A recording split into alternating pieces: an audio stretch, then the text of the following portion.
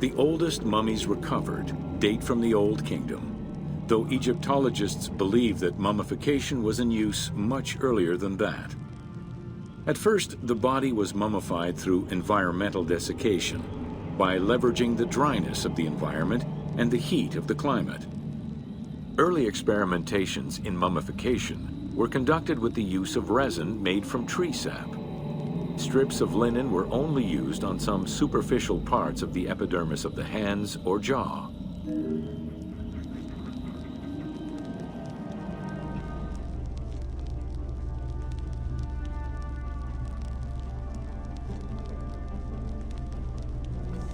Ideologically, the will to preserve the body is not explained in any way until 3600 BCE.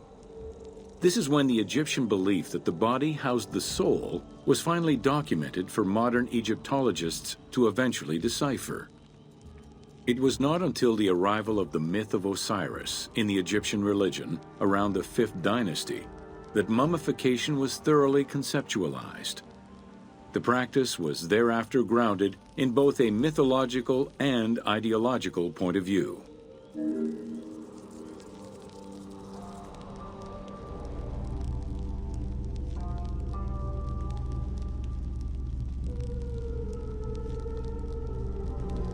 Osiris was mainly known as the god of the dead and the god of resurrection. The most well-known Genesis myth concerning Osiris is that of his dismemberment.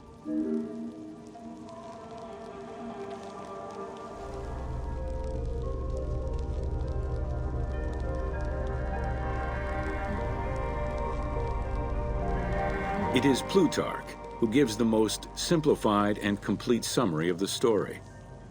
Within Egyptian mythology, Osiris represented the first king to rule Egypt.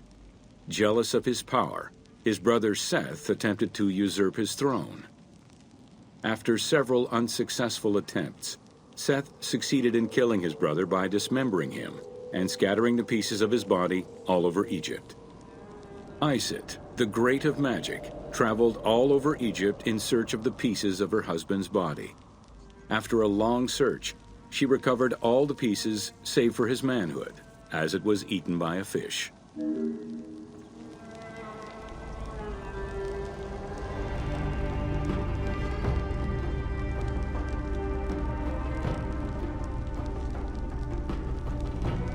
Isis then reassembled the body of her husband by binding it together with strips of linen. Aided by her sister Nephthys, another powerful magician, they gave Osiris the breath of life. This not only brought him back from the dead, but also allowed him to recover his virility long enough to impregnate Isis, thus ensuring his succession before, once more, dying.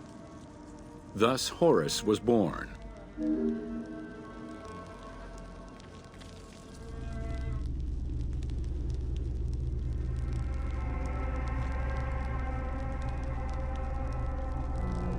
The ritual used to bring Osiris back to life essentially depicts how he became the first mummy. It is why, on the sarcophagi of kings, we often find Isis and Nephthys represented as the magicians who restore life to the deceased.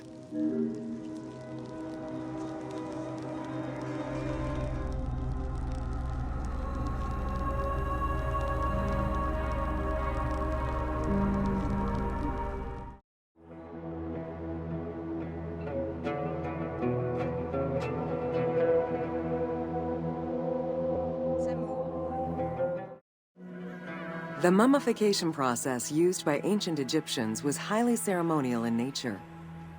The different types of mummification took into account the social level and richness of the deceased and even included animals. The most expensive was that reserved for the pharaoh and the royal family, as well as some of the wealthiest members of the court.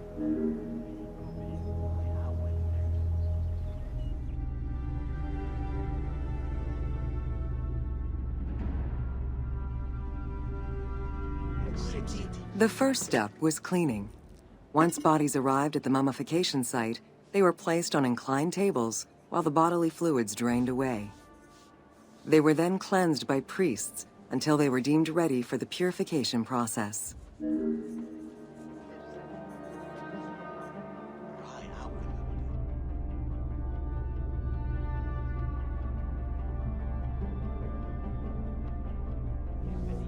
The purification of the body began with a libation from sacred water. The priest then fumigated the body with terebinth resin. After the ritual cleansing, priests used oils, spices, and all kinds of essences to further purify the body of the deceased. Finally, all body hair was meticulously removed.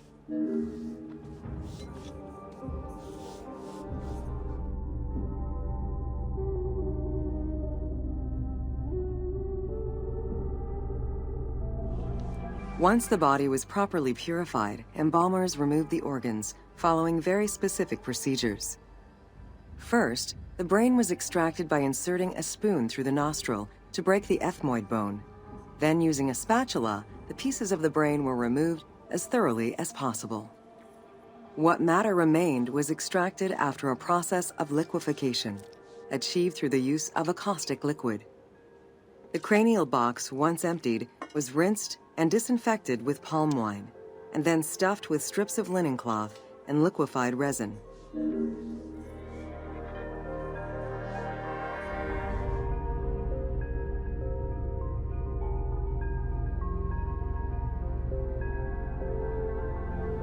After taking care of the brain, embalmers made an incision on the left flank and carefully set aside the viscera.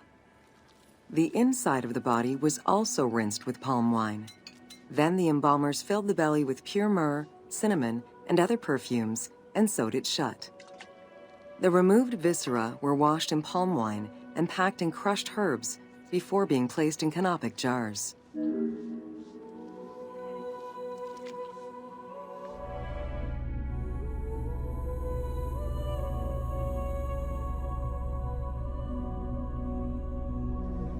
Canopic jars were placed close to the sarcophagus or kept in a chest nearby. At first, the viscera were wrapped in tissue and placed in the vases. As the ritual requirements became more elaborate, ointments, spices, and even water and natron were added to the process.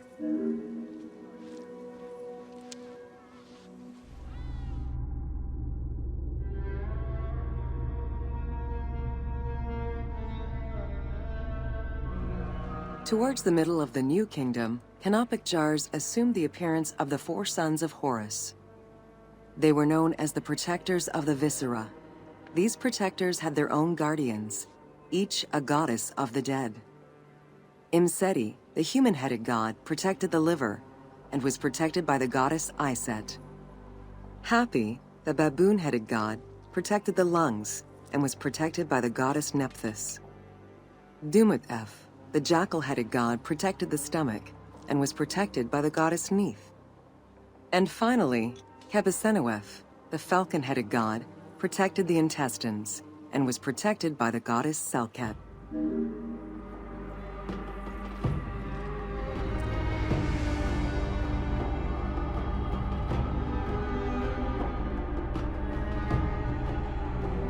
Natron is a naturally occurring mineral found in evaporite. These sedimentary rocks are made up of mineral salts and were generally mined from lake beds in Egypt.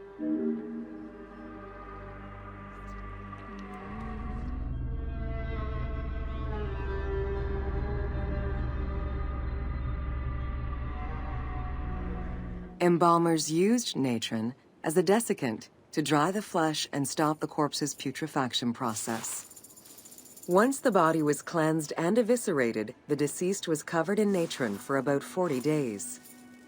Once desiccated, the body was prepared to be wrapped in strips of linen.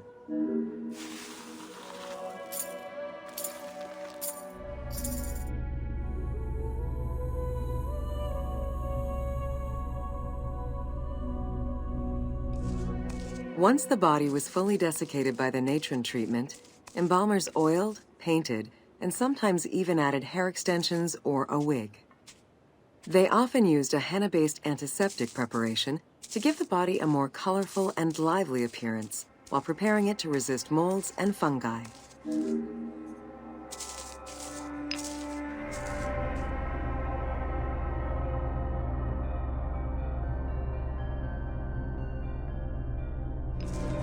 Next came the phase which gave mummies their most well-known appearance: the wrapping. Originally, each part of the body was wrapped separately. Men had their arms crossed on their chests, while women had the right arm folded over their breasts and the left arm stretched along the body. However, techniques evolved over time. Eventually, the body as a whole was wrapped with limbs alongside the body, and increasingly sophisticated and different techniques of weaving flax bands were developed.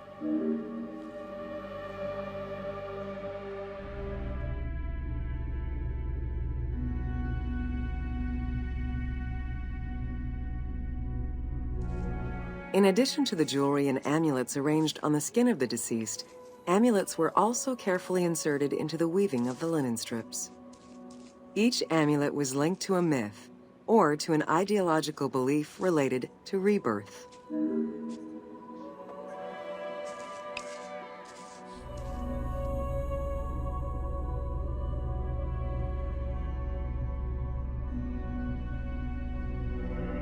Masks were an important part of a mummy's finery. Early wooden funeral coverings were very expensive, however, and soon replaced by masks created through a technique known as cartonnage.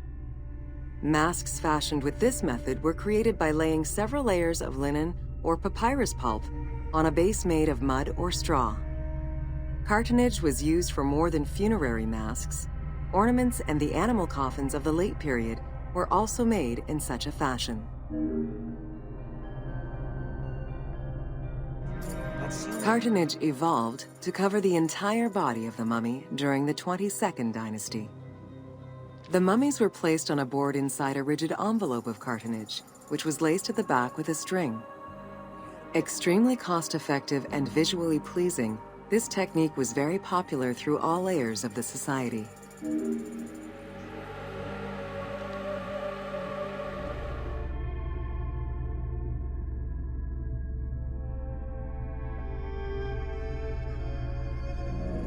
Cartonnage envelopes were usually covered with inscriptions and polychrome decorations, specifying the names and titles of the deceased, scenes depicting daily life, or decorations specific to the funerary world. This was a true gift for Egyptologists eager to study the funerary rites of the ancient Egyptians.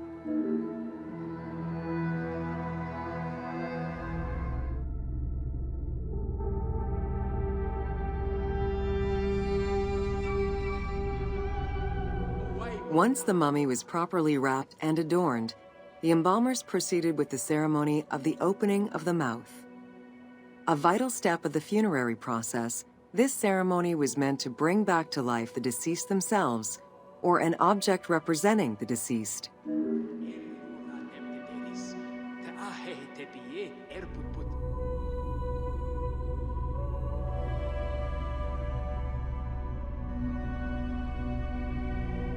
There were no less than 75 different stages for the opening of the mouth.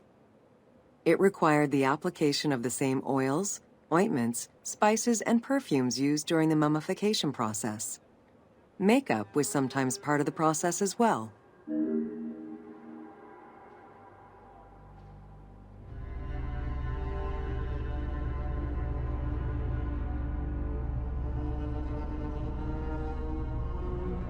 The last stage of this long ritual was the act of touching the mouth with the adze to symbolically allow the breath of life to infuse an inert body. Its performance was reserved for a very specific set of people: priests who wore the mask of the god Anubis, a close relative of the family, or by the heir to the throne.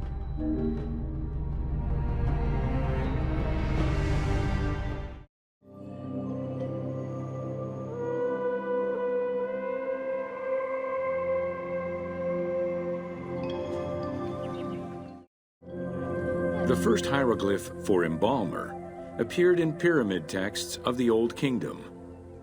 It is likely that embalming was a trade that progressed alongside the evolution of ancient Egyptian funeral practices.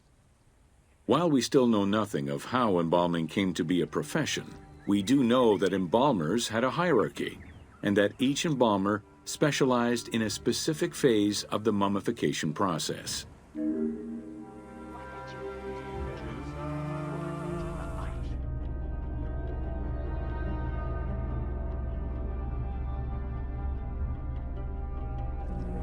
The mummification techniques were jealously guarded by embalmers from generation to generation. Despite their efforts, Herodotus and Diodorus discovered their methods in late antiquity, but historians were skeptical about the validity of the texts. It remained a mystery until two teams of modern medical legal scientists confirmed the process in 1994 and again in 2011.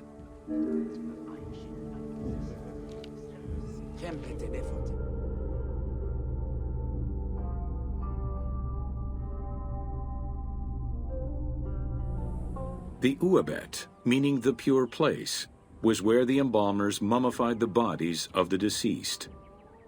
Until the end of the Middle Kingdom, it was located in tents at the edges of the city due to the smell of decomposition.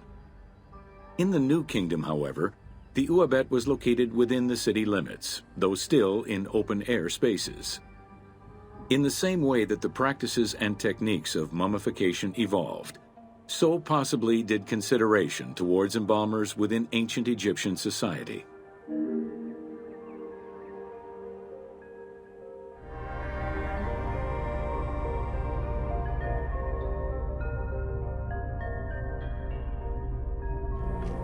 The pharaoh had access to the most elaborate of mummification rituals. The richer citizens of Egypt also enjoyed complex embalming options, though none of them allowed for the removal of the brain or viscera.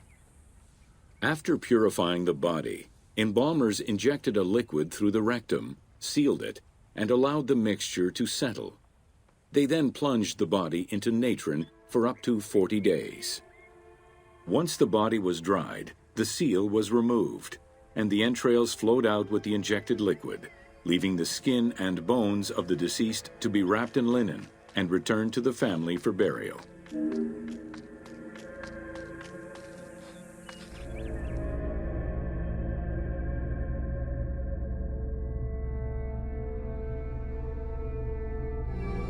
The least costly embalming option was for the embalmers to simply inject a product called surmaya and immerse the body in the natron for up to 40 days before handing it over to the family. For all those who could not afford any embalming process, desert burials offered a pauper's alternative to preserve the bodies of the dead.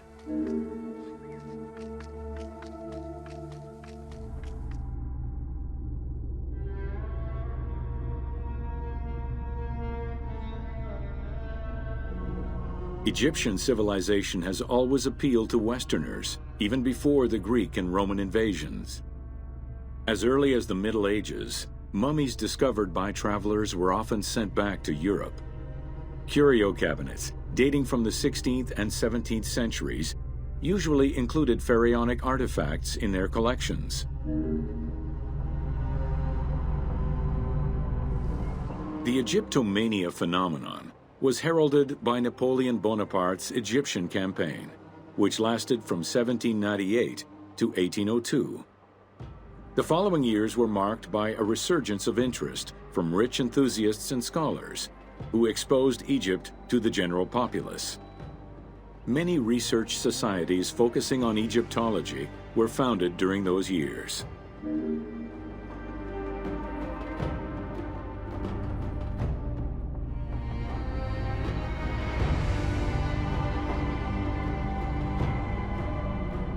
By 1868, mass tourism began in Egypt under the aegis of the Cook Agency. The rich would indulge in leisure trips to Egypt and bring back mummies. Upon their return, they would organize evenings that consisted of unpacking mummies and removing strips of linen and amulets layer by layer. These were considered the shining cultural events of the season. The Egyptian collections of many a museum were founded as a consequence of this mass pillaging.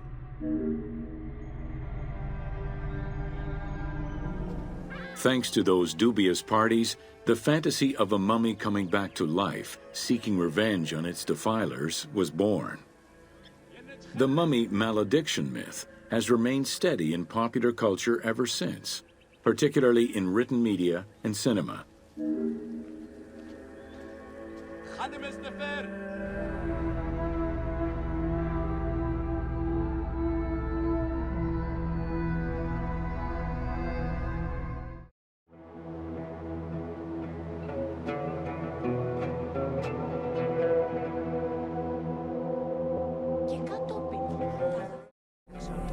Ancient Egyptians believed the world was a chaotic place, filled with supernatural forces.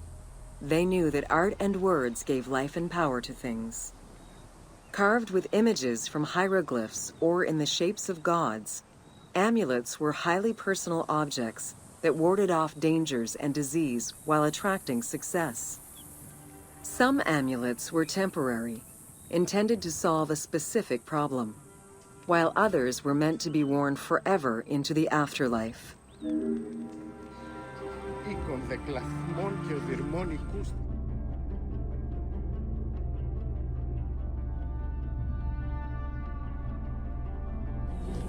Priests would infuse amulets with magical energy during religious ceremonies, imbuing them with protective magic to safeguard against supernatural powers. The wealthiest of Egyptians could obtain a divinely ordained pendant in which was hidden a magic formula inscribed on a piece of papyrus. It would act as a unique spell tailored to the owner.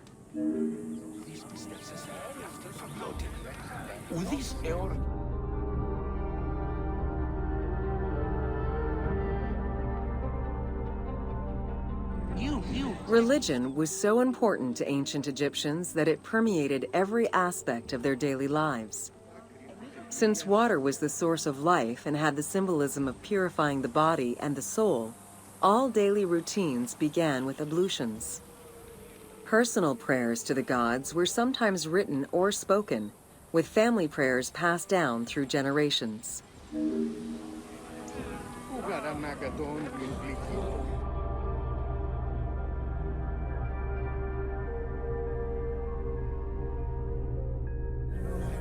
There was a complete calendar of each of the religious days, both good and bad, illustrating the appropriate daily rituals.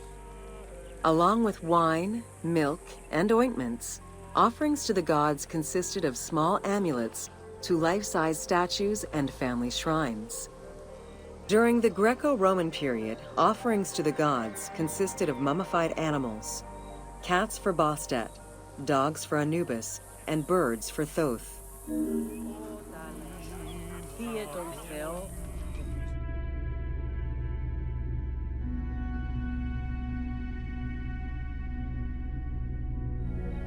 Deemed messengers of the gods, oracles offered guidance and judgment for all Egyptians, regardless of status. Crucial advice was offered on everything from day-to-day farming management to a pharaoh's decision on whether to start a war. Oracles were often used to decide legal issues. If the accused refused the judgment of the god, another god could be consulted in hopes of a more favorable reply.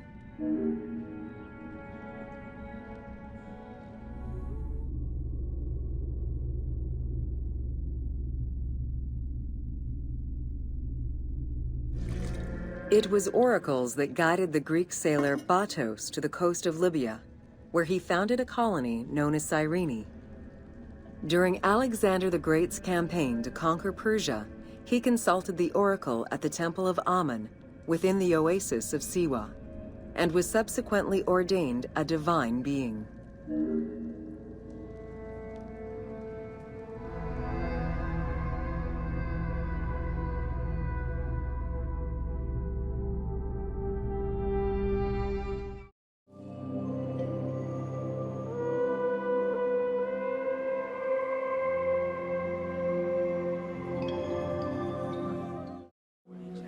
During rituals and festivals, the god was carried on a solar barge between the areas of a temple or the temples of different cities.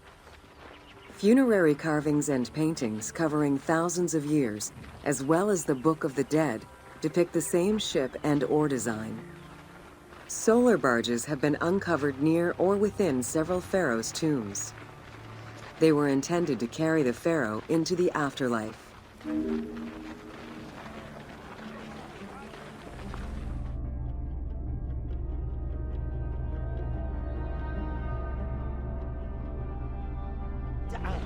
Ancient Egyptians believed that Ra, the sun god, traveled the skies in a boat known as the solar barge. The solar barge was believed to cross over to mythological lands.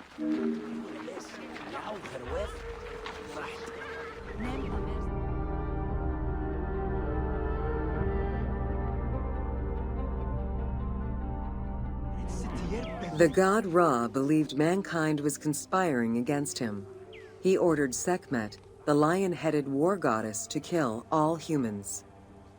To his chagrin, Ra quickly realized that with all humans gone, there would be no one left to worship him. In order to stop the rampaging Sekhmet, beer was brewed and dyed red with pomegranate juice to resemble blood. Sekhmet drank every drop of the brew she could find, eventually passing out drunk.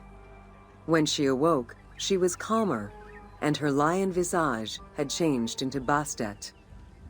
The Festival of Drunkenness was celebrated in honor of that myth.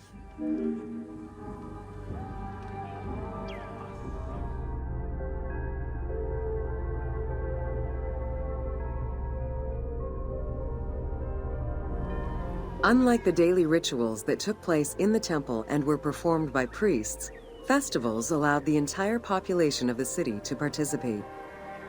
Festivals helped mark the passing of the seasons in the agricultural calendar. In reflecting the cycles of life, festivals offered a sense of consistency and structure for the regular citizens, thus reinforcing the sense of order that pharaohs were to provide for the citizens of Egypt as part of their godly duties.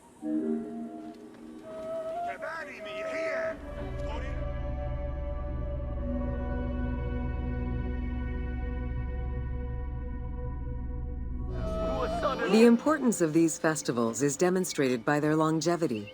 Records show that Osiris festivals occurred for more than 2,000 years.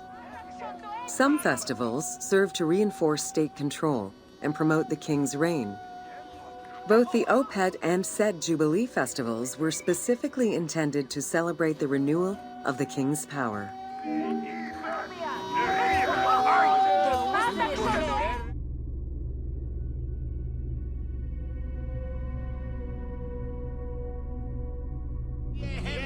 The temple hierarchy consisted of high priests, several types of priests, scribes, and servants. The high priest was known as the prophet. Some divinities had up to 4 prophets, and they were the ones to perform the most advanced and complex rituals.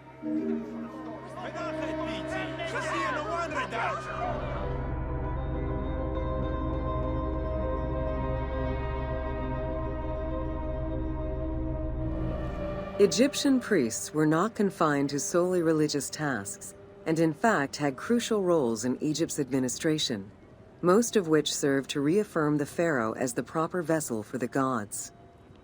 Their focus within the temple was centered on the proper conduct of daily divine rituals, rather than as custodians of dogma or the indoctrination of individuals.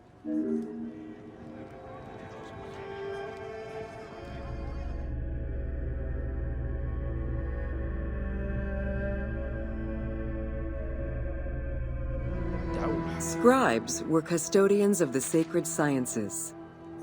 Some priests were associated with the funeral rites and were considered the group with medical knowledge. The servants of the Ka were low-ranking priests who carried food and offerings in funerary rituals. Lector priests were distinguished by their ability to read, and their main duty was to recite specialized religious texts in both temple and funerary rituals.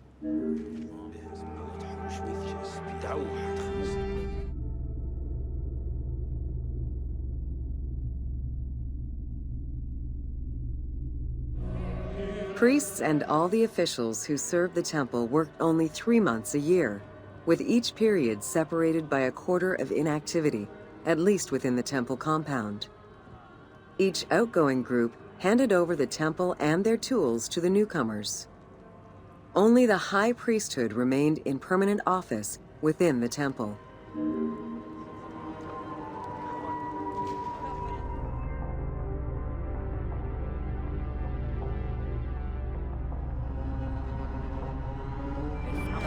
The most sacred part of the temple was referred to as Jeser Jeseru, the Holy of Holies. The most sacred inner sanctuary was where the shrine to the temple deity was located. Only priests were allowed within. Offerings were given and rituals unseen by even the pharaoh were performed. While the team chose to allow any character access to this space in some game temples, Normally, it was reserved for priests alone.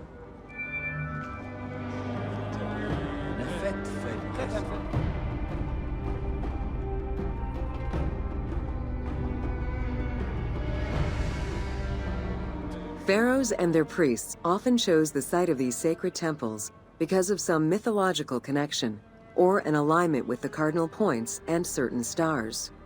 Once selected, a foundation ritual was performed. The pharaoh was required to complete 10 steps in the ritual, which required a mix of offerings as well as specific construction techniques. Once the temple was complete, construction of the chamber containing the shrine, or naos, began.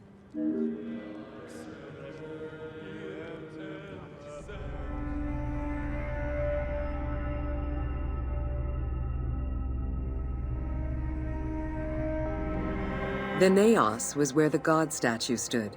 The representation of the deity was usually in stone or wood and decorated with gold, silver, and precious stones.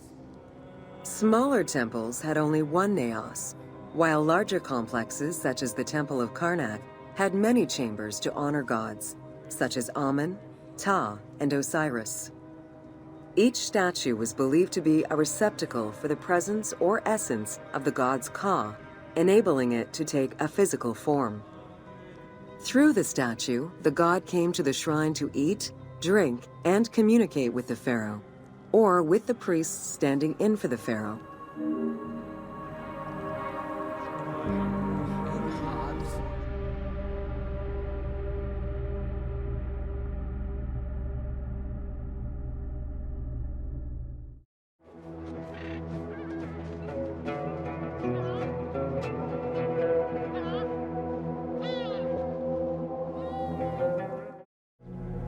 From its foundation, the city of Memphis favored worship of the god Ptah. The main temple of Ptah was known as Hutkaptah, meaning Palace of the Ka of Ptah. The name of the temple, translated into Greek as Aegyptos, would eventually evolve into the modern name Egypt.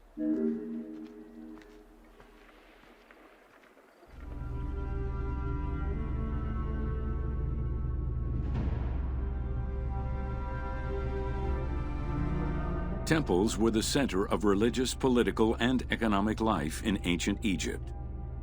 These sacred places were viewed as the literal home of the gods and goddesses. As such, every aspect of them required care and reverence, all of which was accomplished through elaborate ritual.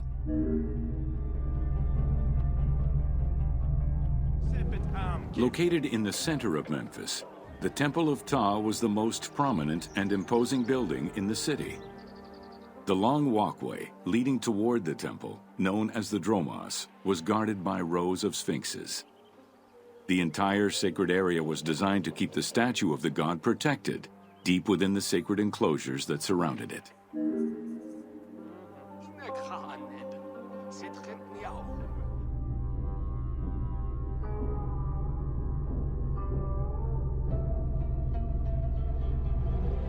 The Dromos opened into a courtyard, with the surrounding portico graced with columns carved to resemble palm trees. During special festivals, the general population was allowed to enter this location, but under no circumstances would they be allowed into the sacred spaces beyond the courtyard.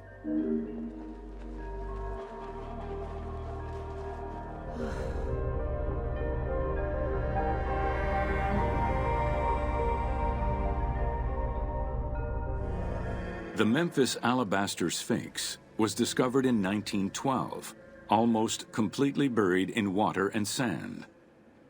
8 meters in height and weighing in at roughly 90 tons, it is still mounted on its original pedestal.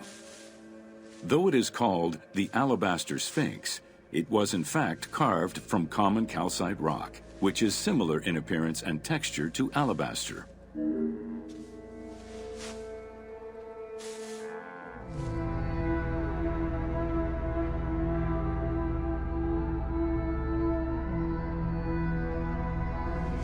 Erosion has destroyed the original engravings, making it difficult to determine when it was created. Egyptologists believe that its facial likeness resembles Amenhotep II, and so it could have been sculpted somewhere between 1700 and 1400 BCE.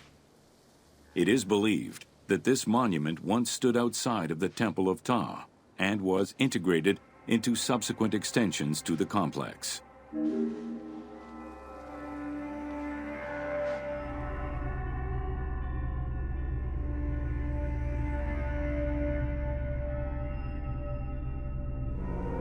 The size of the imposing sculpture reflects the importance it had to the temple during the New Kingdom. This Sphinx is one of the few remaining artifacts from the ruins of Memphis to survive.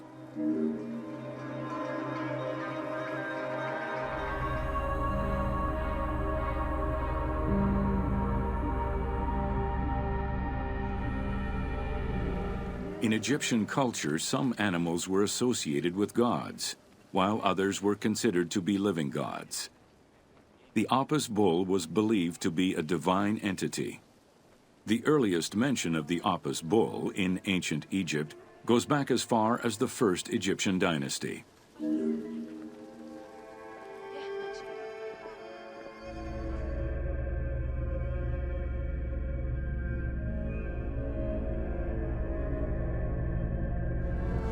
Originally the symbol of fertility, the Apis bull was linked to the god Ra, with the image of the sun carried between its horns. Later it was associated with Osiris, the ruler of the underworld, thus becoming the funerary divinity Osiris. During the 18th dynasty in Memphis, the Apis bull's association with the city's deity earned it the title Herald of Ptah. The Apis bull was so revered that even Alexander the Great, upon his arrival in Memphis, gave honor to Apis.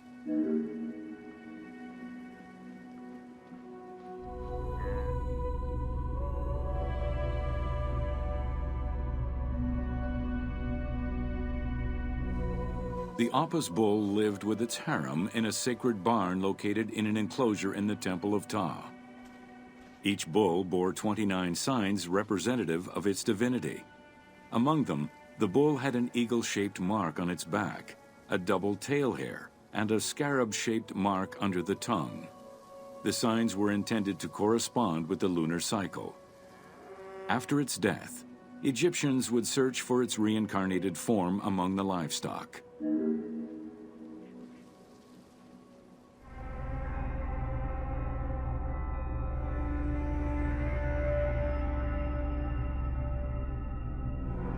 Like other living divinities, the mortal incarnation of the Apis bull was prayed to, and when it died, it was given a luxurious funeral, which included mummification. Until the reign of Ramses II, the Apis bulls were buried in individual graves in Saqqara. During the 26th dynasty, the bodies of the bulls were buried in enormous stone vats in the underground corridors of the Serapeum of Memphis.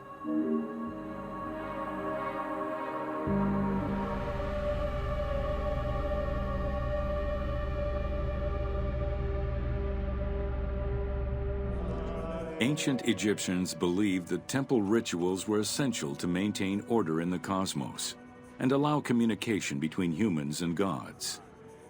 The pharaoh was required to bring offerings as part of a twofold promise made to the gods: to remain a just ruler and to prevent chaos from entering Egypt. Details of the ceremonies found on temple walls provide a thorough overview of the stages of the daily ritual.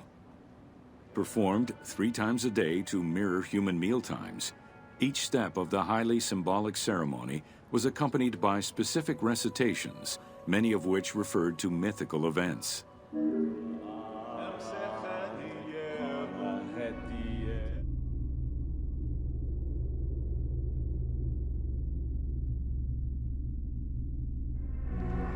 The high priest would first awaken the sleeping god with a chant.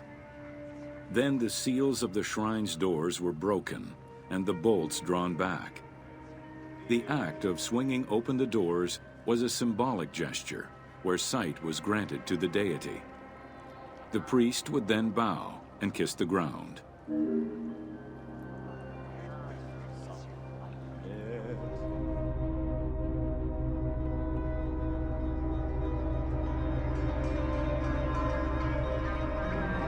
The god was then washed with incense-infused water and its mouth rinsed with mineral salts.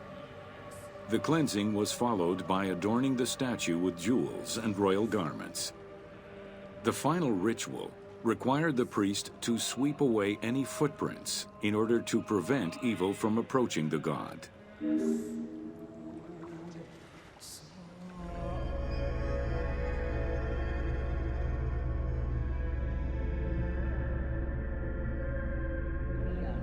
Heredity was the primary source of new recruits. Rarely was an outsider allowed this position. At the top of the temple hierarchy was the high priest. Each temple dedicated to a god had at least one high priest devoted to its care and service. During the Ptolemaic dynasty, one family held the position of high priest in Memphis for almost 300 years.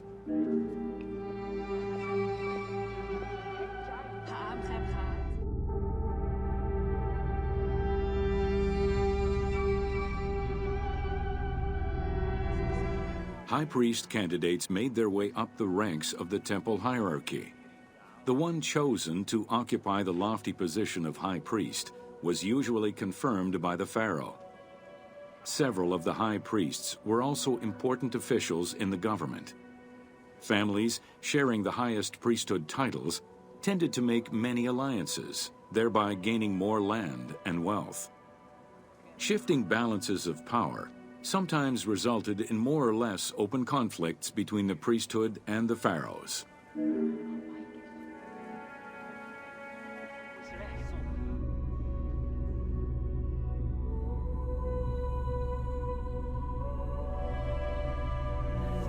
In the 21st dynasty, Thebes became the capital of an almost entirely theocratic government. The city was headed by king priests who spoke and governed in the name of the god Amun, in open opposition to the ruling pharaohs. These king priests caused a massive decentralization of power, known as the Third Intermediate Period.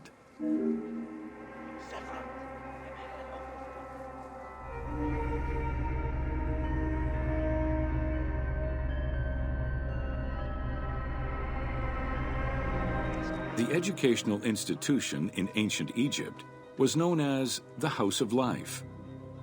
Attended by the offspring of the elite and the clergy, it was a place tailored to the social status of its attendees. The earliest references to this type of institution date back to royal decrees of the Old Kingdom.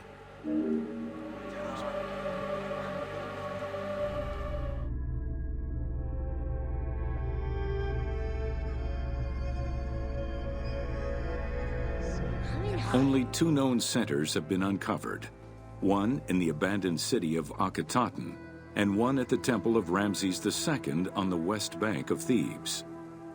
Inscriptions uncovered in those locations mention the names and titles of people who were connected with the House of Life, such as a chief physician and many scribes. It is presumed that by the late kingdom, every temple had a House of Life.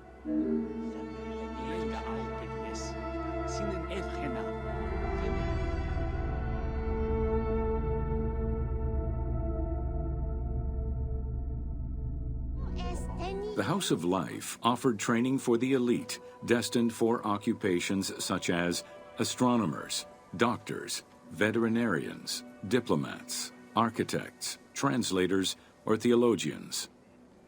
Some institutions focused on specific disciplines, making them a central hub for the country.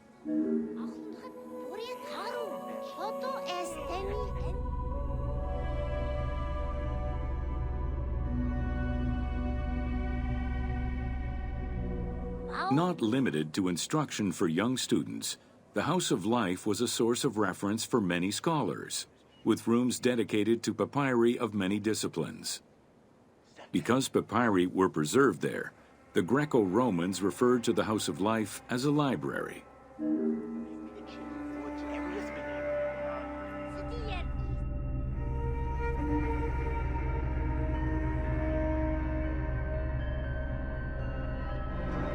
ancient Egyptian economy was based on an unequal system of redistribution of goods.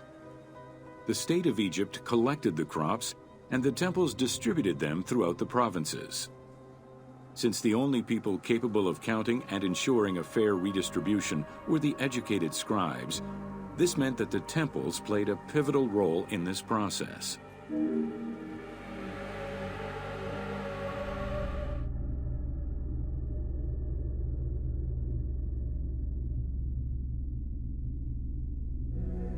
There are records of pharaohs making offerings of large tracts of land and animals to temples in order to maintain their favor. Ramses III offered generous gifts to the temple of Amun in Karnak in such a manner.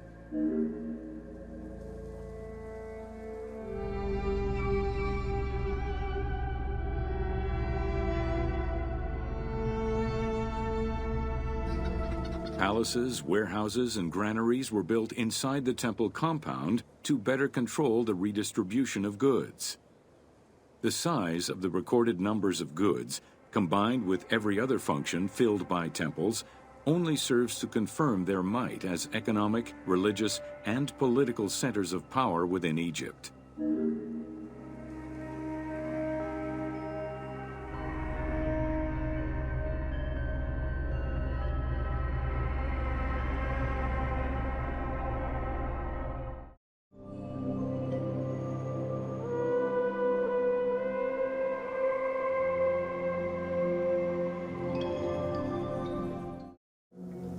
Constructed with bricks made of mud, most ancient Egyptian buildings were not permanent. Only religious temples and funerary monuments were meant to stand the ravages of time. For these very important structures, Egyptians used limestone, sandstone, and harder materials, such as granite, quartzite, and travertine.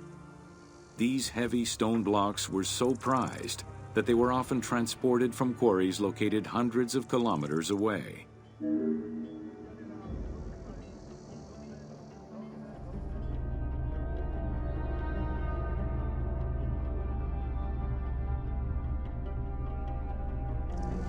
Limestone was common and easy to extract from quarries on the east bank of the Nile.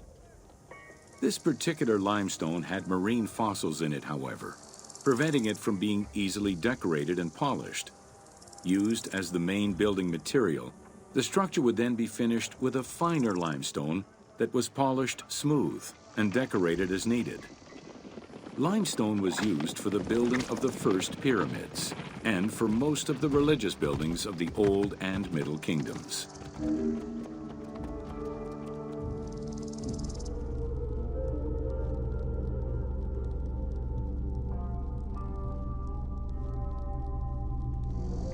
Ancient Egyptians preferred to use sedimentary rock beds or layers like sandstone and limestone because they were often easier to extract. The common method used to extract stone was the open pit quarry. Stonecutters would find quality stone, shape, and dig it out on site. Open pit quarries enabled many workers to work simultaneously on many blocks, which allowed for better productivity.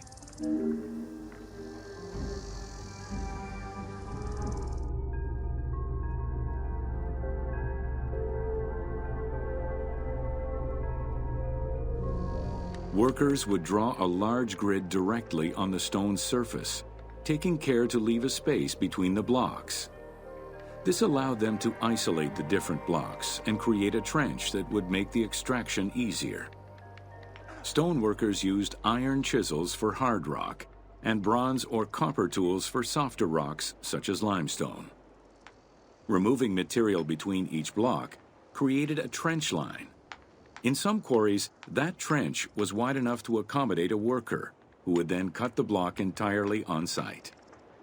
For harder rocks like granite, workers cut a series of holes and hammered wooden wedges into them. They then soaked the wood until it swelled and caused the rock to split.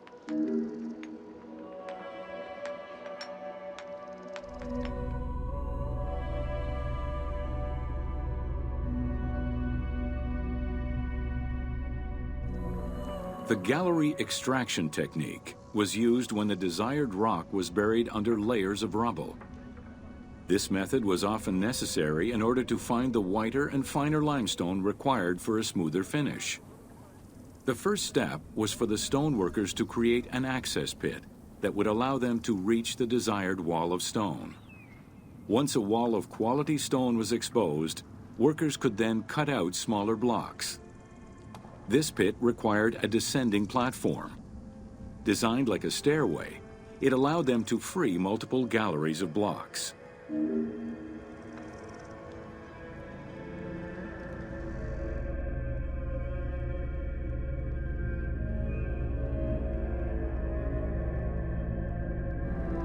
To cut the stone, they created a longitudinal kerf, or slit, and then cut the rock at a 90-degree angle. The lower side was determined along the geological layers or by using a horizontal cut. Wooden wedges were inserted in the rock and hammered in. Shock waves were then generated using hammers, fracturing the blocks at the seam.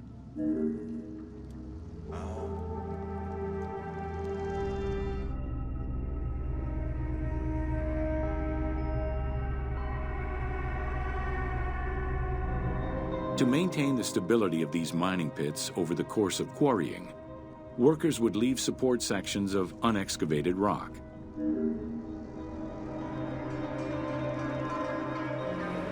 In every quarry, dedicated shrines were established to offer protection for the workers. In particular, Serket, the scorpion goddess, was considered a very powerful deity among quarry workers. Every mine and quarry of ancient Egypt included a scorpion charmer, who was said to use magical powers to ward off the dangerous insects and keep the workers safe.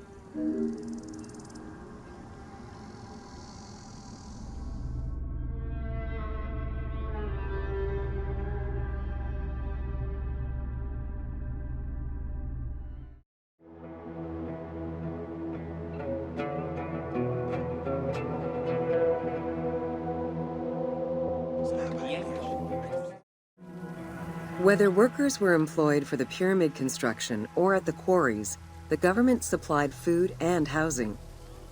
Workers for the pyramids and royal necropolises were housed in more permanent villages, such as the famous Deir el-Medina. Quarry workers had more temporary lodgings. All skill levels were needed and utilized, from basic work hands to prepare the gypsum, to brickmakers and sand carriers, to skilled stonemasons to shape the blocks.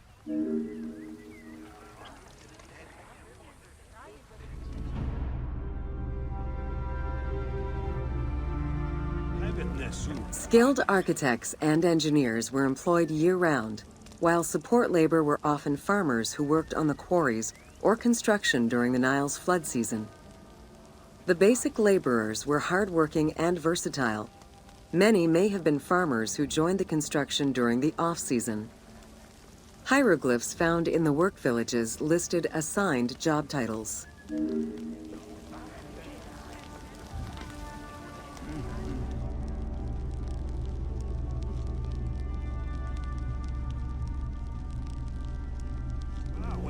Archaeological research shows that no food was stored or prepared on site, but instead workers received abundant rations of bread, beer, and meat. These rations were taken care of by an administration outside the village. Medical treatment was also available for those who were injured.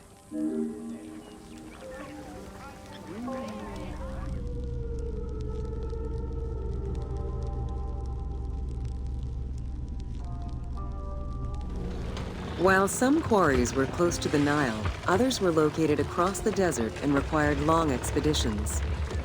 These expeditions were sanctioned by the state. They involved complex logistics and required many participants. Transporting a block by land meant that workers had to overcome the weight and friction of the load. To solve this, they first dug a track in the ground. This path was sometimes reinforced with rails upon which a sled, used to ferry the blocks, would be pulled.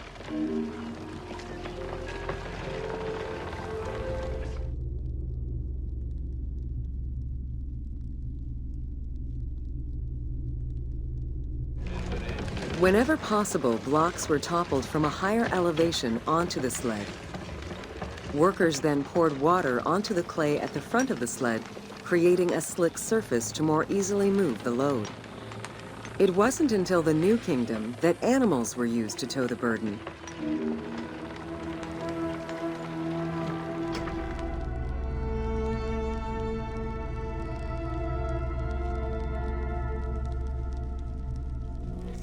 During flood season, the Nile was at its largest and deepest, which allowed the transportation of the heaviest and biggest loads. Quarries close to the river had troughs dug out to deliver the stones to the shoreline. Harbors and wharfs situated at the river's edge allowed the transfer of materials and supplies. Harbor warehouses accommodated additional stocks of stone so that they were available for the winter sailing season.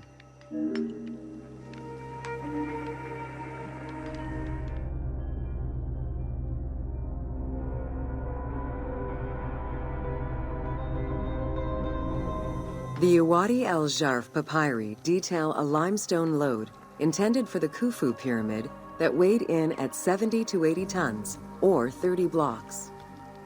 One papyrus is a fragment from a foreman's notes taken while working on the Great Pyramid. It details the transportation of limestone blocks from the Tura quarries to the construction site of the pyramid. The other papyri are shipping logs containing archives of the sailors assigned to sail the Red Sea and the Nile.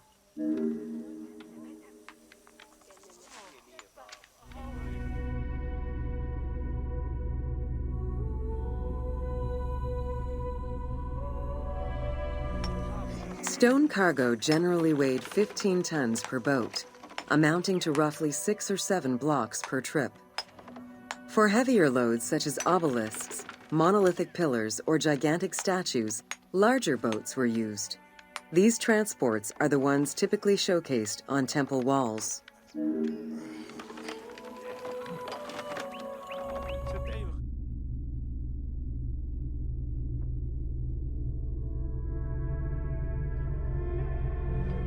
River transportation was the most efficient way to ferry stone blocks between the quarry and the construction site.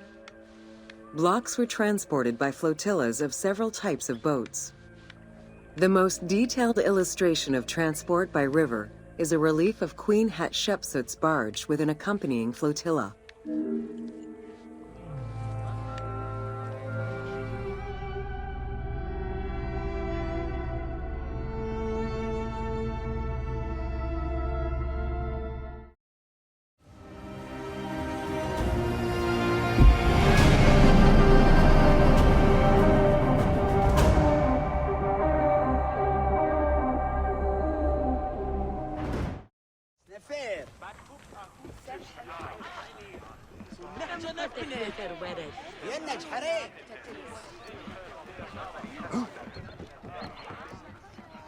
سنة مريات سن